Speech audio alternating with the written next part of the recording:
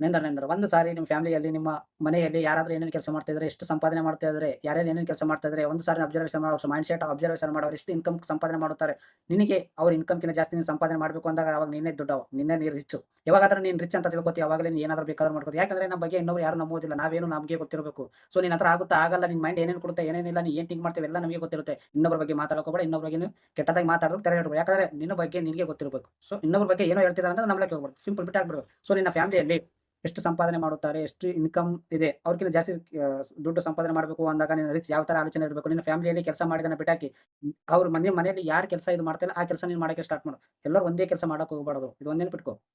So ನಿಮ್ಮ ಮನೆಯಲ್ಲಿ ಏನಾದ್ರು ಮೈಂಡ್‌ಸೆಟ್ ಇದೆ ಅಲ್ಲ, ಅವ್ರ ತರ ಇರಲ್ದಂಗೆ ಸ್ವಲ್ಪ ನೀನು ಡಿಫರೆಂಟ್ ಆಗಿ ಥಿಂಕ್ ಮಾಡು. ಭಾಳ ಈಸಿಯಾಗಿ ಹೋಗ್ಬಿಡುತ್ತೆ ಮೇಲೆ. Think is your positive but ಎಲ್ಲದಕ್ಕೂ ನೆಗೆಟಿವ್ ಥಿಂಕ್ ಮಾಡಬೇಡ. ಕೆಲವೊಂದು ಸಾರಿ ನಮ್ಮನ್ನು ನಾವು ನಂಬಲಿಕ್ಕೆ ಆಗಲ್ಲ. ನಿಮ್ಮ ಸಮಸ್ಯೆಯನ್ನು ಬೇರೆಯವ್ರ ಹತ್ರ ಹೇಳ್ಕೋತೀವಿ. ಸೊ ಫಸ್ಟ್ ನಿನ್ನನ್ನು ನೀನು ಟ್ರಸ್ಟ್ ಮಾಡ್ಕೋ. ಆಮೇಲೆ ನೀನು ಎಲ್ಲಾನು ಸಾಧ್ಯ ಆಗುತ್ತೆ.